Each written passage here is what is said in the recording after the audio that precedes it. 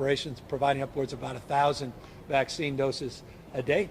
It could be doing 5 times that. Again, the only constraint is supply. And I want to talk about that. The state of California has designed a system, and this is part of it, where we could provide upwards of 6 million shots every single day. 6 million shots every single week. We are currently providing roughly 3 million doses a week. So we're designed to do twice what we are currently doing. Again, the only constraint is supply. That said, we have now administered more doses than all but 5 nations in the world. The state of California has administered 24 plus million doses. The state of California has administered 8.1 million more doses than any other state in America. Texas, 8.1 million less doses than the state of California. Yesterday, we administered 517,000 doses of the vaccine. The only constraint is manufactured supply. Mindful, yes, of the announcement with J&J, but also considerate of the fact that just 4% of our weekly allocation is J&J. So we are committed and resolved, despite the pause on the J&J vaccine, to fulfill our expectations, our collective expectation to more fully reopen the economy in the state of California by June 15th. Today, we're announcing 3 important milestones. Number 1, all counties in the state of California have now moved out of the most restrictive tier. Number 2, roughly half, just shy, in fact, by this time tomorrow, officially will be over half of Californians eligible, 1/2 of Californians eligible to receive a vaccine have received at least 1 dose. And number 3, and importantly, regardless of your age, everybody 16 and over today has access to vaccination. There are no age criteria any longer. That now has been removed. As we said earlier today, April 15th, well known as Tax Day, is no longer Tax Day in California. April 15th is Vax Day. Everybody that wishes to get a vaccine has that opportunity, and as the mayor correctly said, easiest way to do it is to go to myturn.ca.gov, and if you don't have access to tools of technology, and we recognize that, we continue to encourage people to local health sites, 1-800 numbers, and I can regale you with details of those numbers, as well as all of the network of community-based organizations that are quite literally, not figuratively, knocking on people's doors.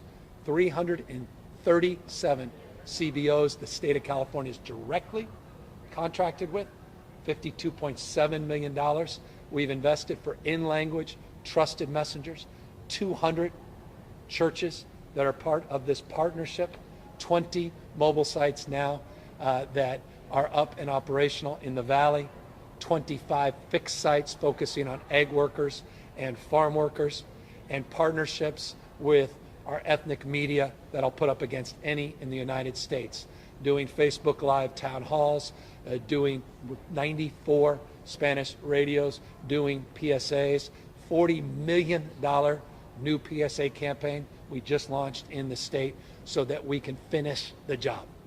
50% is good. It's not good enough. We're not where we need to be to get where we all want to be. And we all want to be in a place where we can be with our loved ones.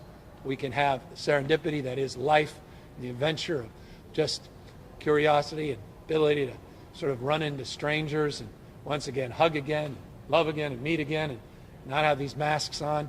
We're not that far away from doing that. There's a bright light at the end of the tunnel, but don't run the 90-yard dash. You don't spike the ball. There's no mission accomplished signs behind us. There's no mission accomplished signs allowed near us. We still have work to do, and that work is inside of every single one of you. I say about the future, it's not something to experience, it's something to manifest. Decisions, not conditions, that will determine our fate and future. And the most important decision we can make is the decision to get a life-saving vaccine. And if you haven't availed yourself please avail yourself. The sooner you do that, the sooner all of our kids will be back in full-time, in-person instruction at school.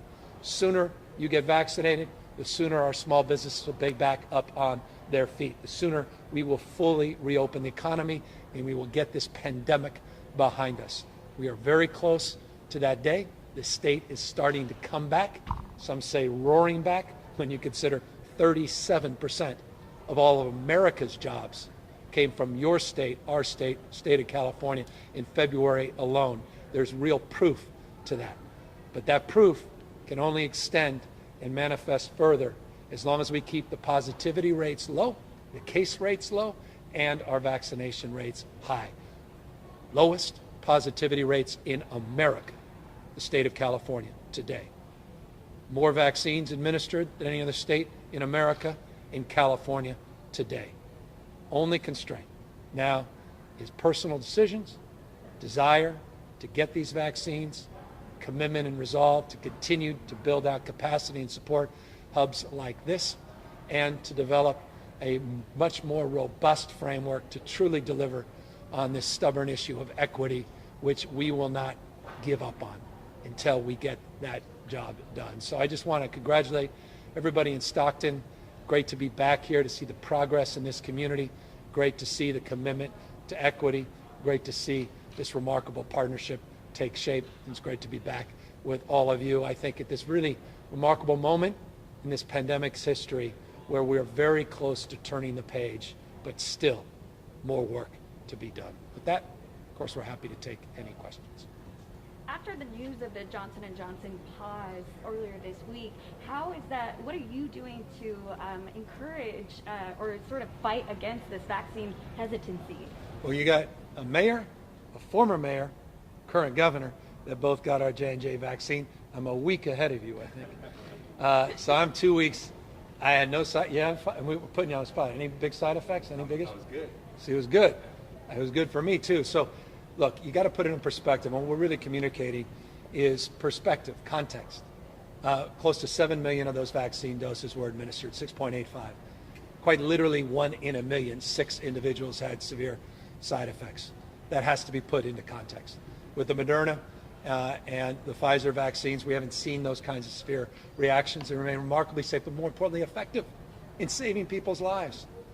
And why do I say saving people's lives? Because this disease remains deadly. We had 136 human beings that lost their lives in the last 24 hours. It's our last reporting period. Those are families torn apart because they can't be with a loved one this summer. Can't be with a loved one June 15th when we turn the proverbial page. So we have to be mindful of that. The disease has not gotten any less deadly. We've just gotten more aggressive with our vaccination efforts and the good work all of you have done with non-pharmaceutical interventions that still are profoundly important, wearing masks, doing the work to avoid large crowds in the kind of physical and social distancing that can truly put this pandemic behind us.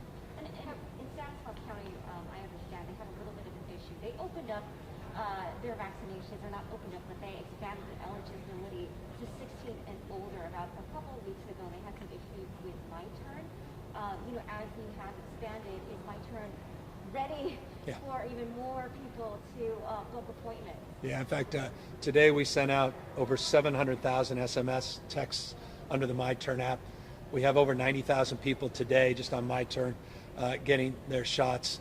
And so it's becoming one of the adaptation challenges. We started in March, this transition onto a statewide platform is that transition. In a transition, we're mindful you have many different systems. Some are systems that were around, I think they were on the leading cutting edge of the 1970s, some of the old systems, but they were comfortable because people understood them, even if they weren't particularly robust. The My Turn provides us end-to-end capacity, so it's one data a point or platform that allows us real-time information and really allows us to look under the hood to see how we're actually doing on equity without the kind of reporting delays that we were getting with 50, 60, upwards of 61 variants on systems with 61 separate health systems. So progress every single day in that place, in that space. And I've traveled around enough. Initial hesitation, more and more familiarity, and more support for that platform. You have to have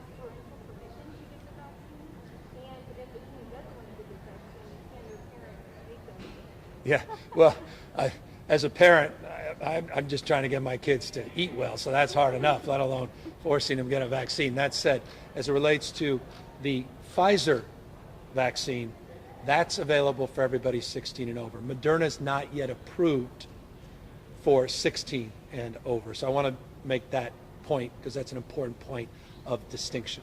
We do not have any compulsory or mandated vaccine requirements as it relates to these current vaccines, and nor could we legally on the basis of the fact that they have emergency use authorization pending formal authorization from the federal government, which should be forthcoming.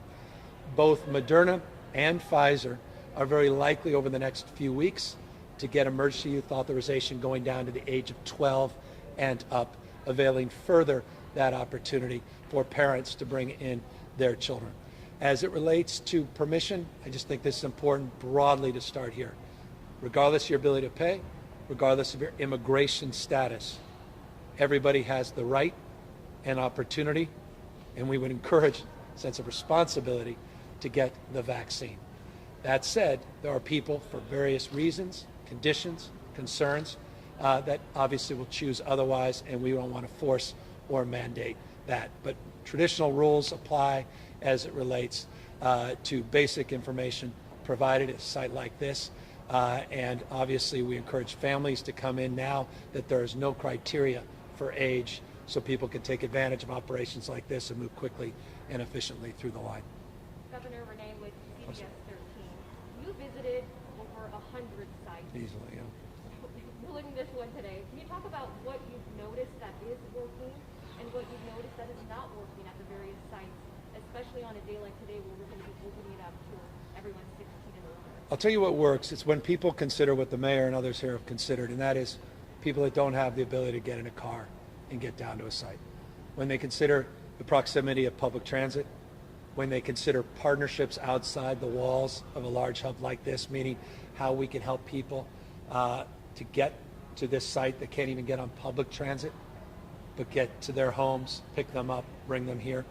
How we have components to address the issues of language barriers. That's not universally prevalent. Here, it's extraordinary, the work that they've done to address language barriers, so there really are no barriers. And you have these remote sites that do language, just technology-based sites, language translation, as well as navigators here that help individuals and address issues of anxiety and questions they have. So all the components, and I'm not saying that because I'm here. I've seen multiple sites that Kaiser and Dignity Adventists have put up, including one of the best sites I've seen up here with the Stockton site down in Bakersfield, and they just do it as well or better than any I've seen. That said, if I can, point of personal privilege, these larger sites tend to generate a lot of attention and identity, but there's still no substitute for those mobile sites where we're meeting people where they are, where you're going out and meeting farm workers where they are, where we're knocking on people's doors and bringing mobile sites to public housing units, and I've been to many of those sites as well. And I want to remind people, even those two large FEMA sites we did with the federal government, we were the first in the country to do them, they represented a little over 3% a day of all the vaccines distributed in the state. They got a tremendous amount of attention, but 97% of the real work was done out of sight of those larger locations. That said, in order to get us quickly to where we want to go, we need to get the vaccines here so they can not double, they can't just triple, they can more than quadruple the current rate of doses, and they're ready to go because this thing is turnkey. And the good news, in the next couple of weeks, we're going to start to see supply increase significantly. It's unfortunately pretty static right now, but we anticipate at the end of the month and then come May, in 2-3 weeks, to start move out of the scarcity frame to an abundance frame with confidence, not because the Biden administration told us, but because we've also done our due diligence, calling the manufacturers directly, and the expectation is real, and the delivery schedules we're confident of. So, Governor, since starting today, basically the whole state is on the same page. Yes. If I live in a very populated area like LA or Sacramento, and I cannot get an appointment through my turn, can I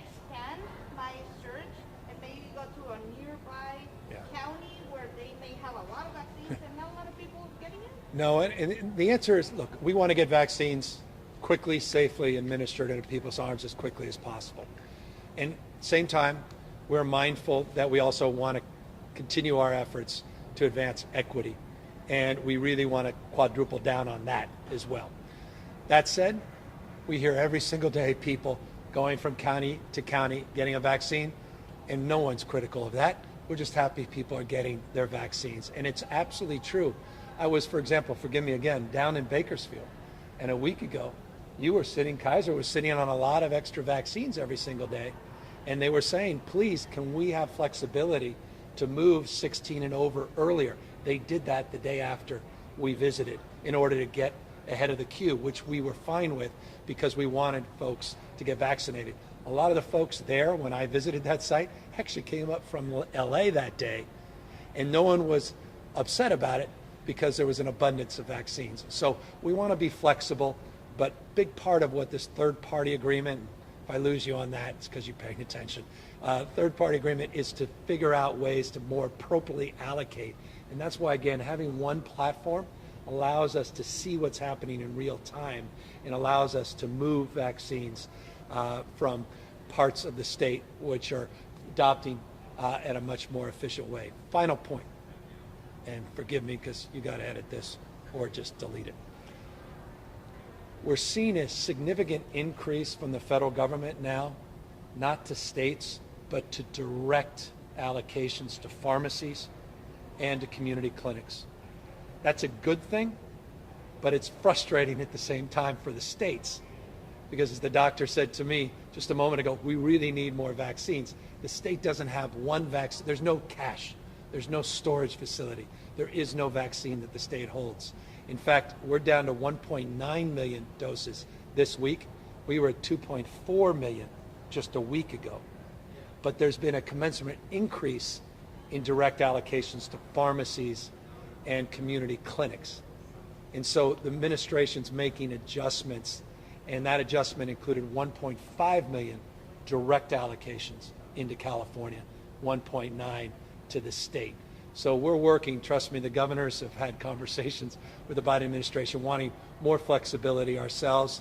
At the same time, we want more choice and seeing more opportunities at traditional pharmacies and community clinics is also a good thing as long as we're getting them into people's arms. Thank you, everybody. Thank you all. Appreciate it. Thank you again, Mayor. Thank you. All right. Thank you, sir.